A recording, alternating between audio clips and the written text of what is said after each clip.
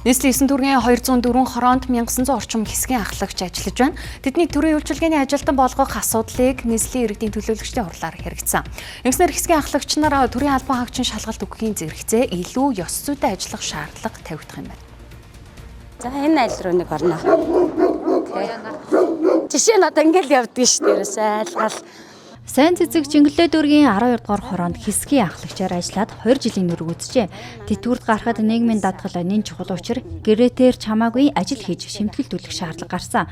Сайн цэцэг 169 өрх 466 хүн амыг төртөө холбох гүүр болдог байна. Зээлмэл бас нэг хамрагдах тийм тал дээр бол жоохон хүндрэлтэй байдаг аахгүй. Гэрээт гэдэг учраас бол ер нь хүндрэлтэй байгаад байдаг.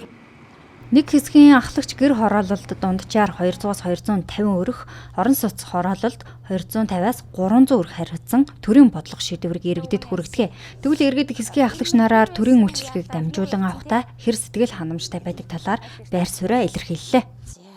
Тэгээ манай тэр сумын хэсгийн ахлагч бол аюул сайн идэх шүү дээ. Хог шоронд бол идэвхтэй байдаг шүү дээ. Зарим нь их сэтгэлтэй. Зарим нь бол шаардлага. Сонгуул болох тэр нөгөө нэг хитэн тойрон гөрөлгч хүний амралтанд явуулдаг мавлдаг гэлээд нөө яд хүндээ хүрэхгүй байна гэдэг хүмүүс ирээддэг шүү дээ.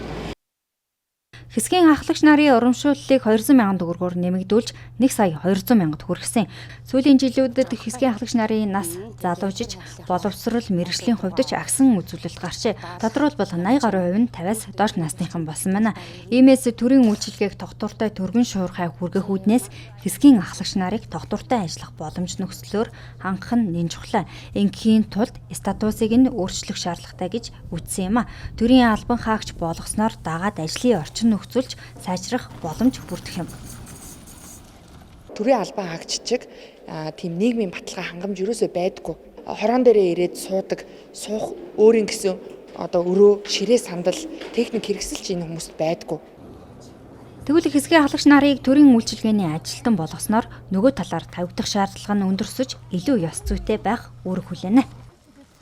Хуулийн дагуу ер нь бол дор бүрнээ мэрийгээд хувь хүнийхээ ёс зүйг төрийн үйлчилгээний ажилтны ёс зүйтэй холбож ажиллах шаардлага зөв ёсоор тавигдаж байгаа гэж ойлгож байна.